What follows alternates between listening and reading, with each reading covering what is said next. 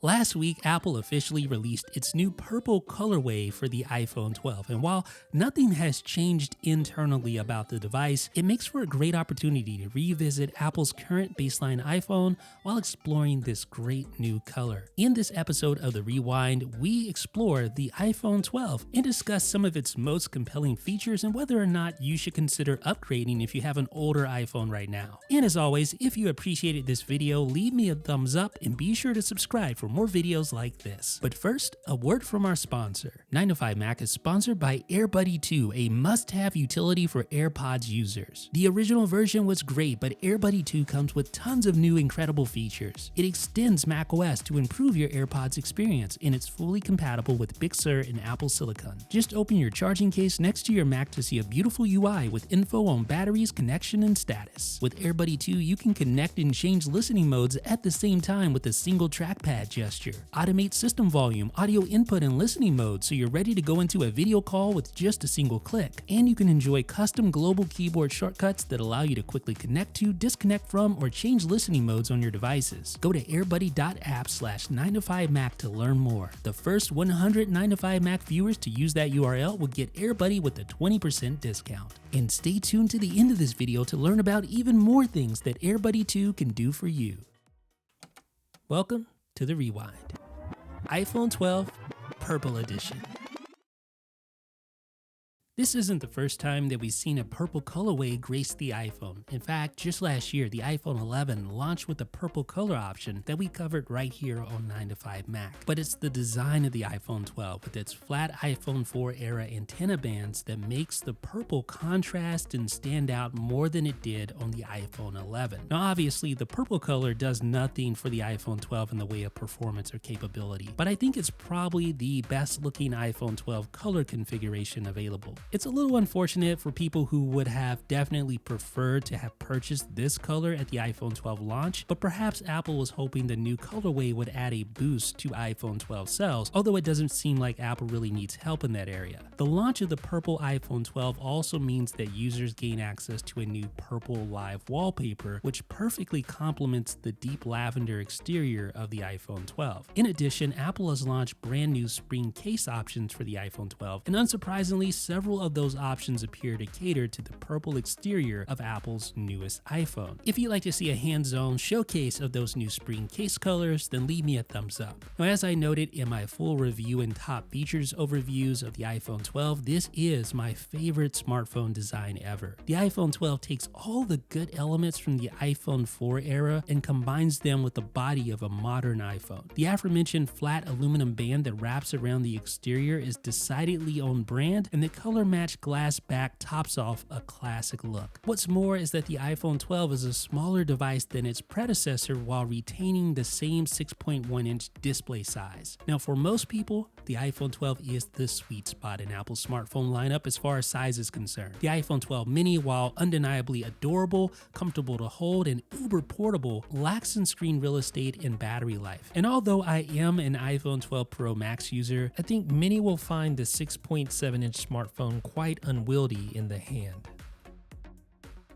Revisiting the iPhone 12 in this hands-on has given me another opportunity to appreciate just how good the Super Retina XDR display is. A true OLED display, it features a ridiculous 2,000,000:1 contrast ratio for inky blacks and eye-poppingly gorgeous HDR. It really is a night and day difference when comparing the iPhone 12's OLED display to the LCD found in the iPhone 11. As you would expect, photos and videos look great, but especially do HDR videos look fantastic. And at 9to5Mac, we've largely transitioned over into producing HDR content on our YouTube channel. Let me know if you noticed that down below in the comments, and let me know what you think about it overall. And although we're still trying to strike a good balance and perfect the look, there's no question to me that HDR videos are way more than just a new buzzword or fad like 3D video was. Now, when people think of HDR, perhaps the first thing that comes to their mind is brightness. And while that's certainly true, with the iPhone 12 supporting 1200 nits max brightness for HDR, the tech is about more than just brightness. HDR also adds considerable pop and fidelity to colors because 10-bit HDR content can contain significantly more color data. It's hard to explain without seeing it for yourself, but once you see it, you get it. Everything just appears more vibrant and true to life. Now, in addition to the under the hood improvements, Apple has also gone to great lengths to protect the outer surface of the screen from damage. Ceramic shield technology, which infuses the display glass with nano ceramic crystals, results in dramatically increased drop performance and toughness. Now, my experience has been pretty good with this because I've dropped my iPhone 12 Max more times than I'd like to admit. I use my iPhone without a case 99% of the time and have dropped it countless times on the carpet, hardwood, on tile floors, and even on concrete. And the ceramic shield cover has resisted breaking or chipping throughout roughly 6 months of usage. And let me tell you, I am not easy on this device. Now, unfortunately, ceramic shield only goes so far. It doesn't prevent scratches, and I have several of those deep scratches to prove it.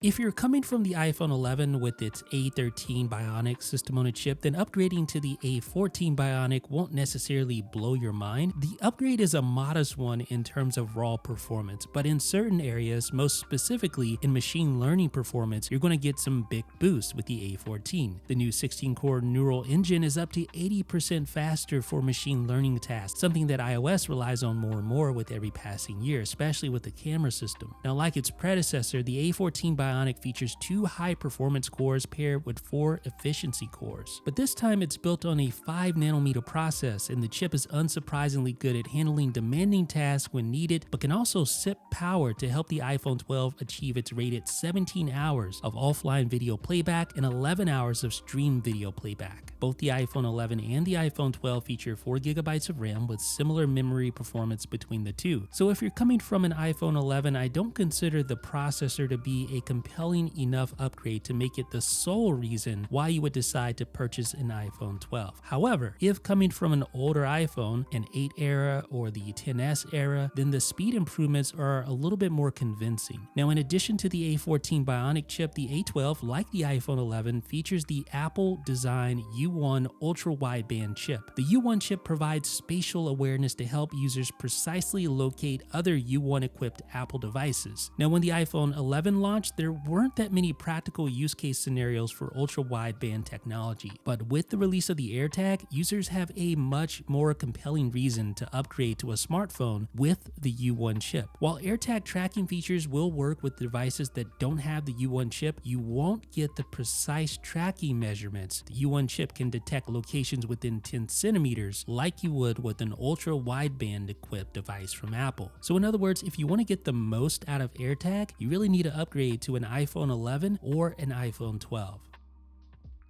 MagSafe functionality is one of those key differences that legitimately separates the iPhone 12 from its forebears. A new ecosystem of accessories that feature magnets to easily attach to the rear of your iPhone, MagSafe provides users with unique cases, wallets, docks, and charger options. And MagSafe accessories can also be combined and stacked together. For example, I can connect a MagSafe case and then attach a MagSafe wallet on the rear of the case, and it all works together. But MagSafe isn't just about making physical attachments to the magnetic ring embedded on the rear of the iPhone 12. MagSafe is also present in software, with users receiving an animation and corresponding sound effect when attaching an official MagSafe device. And not only does wirelessly charging with MagSafe ensure a proper connection thanks to the auto-aligning magnet system, but charging is faster as well. Wirelessly charging via the MagSafe wireless charger yields improved wireless charging performance, up to 15 watts versus just 7.5 watts that you get from a standard Qi charger. So by itself, I don't think MagSafe is worth upgrading from an iPhone 11 to the iPhone 12, but I don't think it's a gimmick. When you consider everything else that the iPhone 12 has to offer, it's definitely one of the most important new features on Apple's latest smartphone.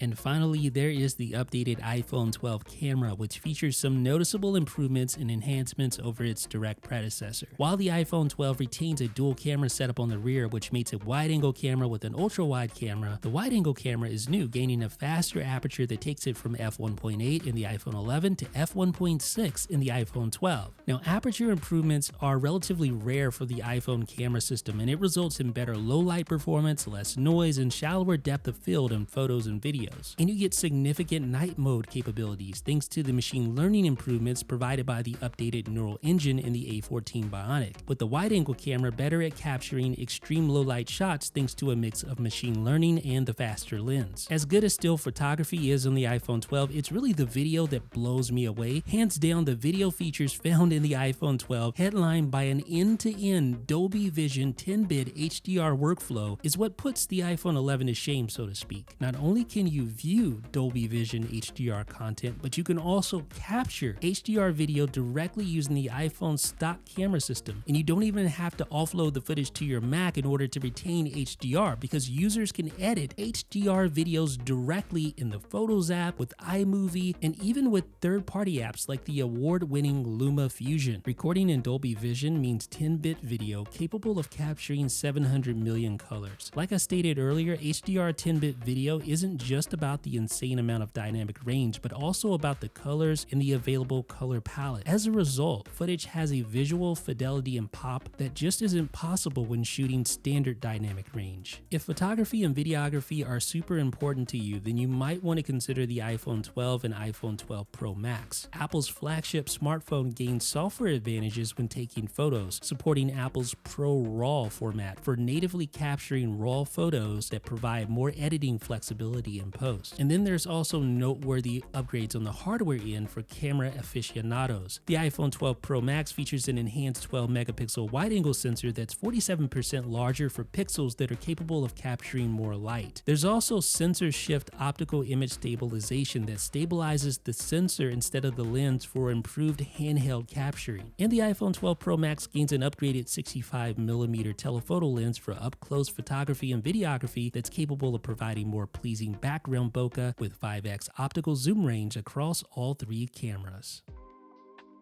Obviously, I wouldn't recommend buying the iPhone 12 simply because it's now available in a purple colorway. However, there are several compelling reasons to upgrade depending on the smartphone that you currently have. For instance, if you're using an older device like an iPhone XR, which lacks an OLED display, this is going to be a massive upgrade for you. And also, if you have a pre-iPhone 11 device and you want to use AirTag to its fullest potential, then either the iPhone 11 or the iPhone 12 will let you do just that. But of course, the iPhone 12 has the exclusive MagSafe feature that allows you to magnetically connect all sorts of really cool accessories, batteries, chargers, wallets, cases, etc. And you get faster wireless charging in tow. Paired with that Super Retina XDR display, you get an end-to-end Dolby Vision workflow. So not only can you view HDR content, but you can capture and edit right there on your iPhone 12. And that is, in my opinion, the standout feature. Now, whether or not you actually need that is going to be up to you. I mean, the iPhone 13 is only 6 months away, so that's something to keep in mind as well. Really, you just kind of have to play out all the variables and decide if it's worth it for you. But all that being said, I don't think you will be upset if you're rocking an older device when upgrading to the iPhone 12, because it is, like I said, a great upgrade, especially in that awesome new purple color. What do you guys think? What do you think about the purple iPhone? What do you think about the iPhone 12 after about 6 months or so? Would you recommend buying one right now if you had an older device, or would you recommend waiting until the iPhone 13? Let me know down below in the comments section. This is Jeff with 9to5Mac.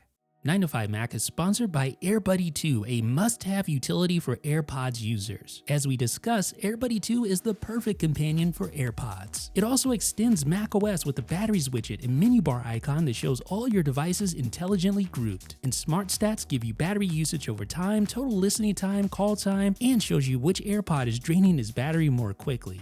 But AirBuddy goes beyond headphones. It can show battery information for your iOS devices, accessories like the Magic Keyboard and Magic Mouse, and even other Macs running AirBuddy, including their accessories. And with the Magic Handoff, you can transfer a Magic Mouse, trackpad, or keyboard between two Macs running AirBuddy with just a few clicks. Go to airbuddy.app/9to5Mac to learn more. The first 100 9to5Mac viewers to use that URL will get AirBuddy with a 20% discount. Special thanks to AirBuddy 2 for sponsoring 9to5Mac.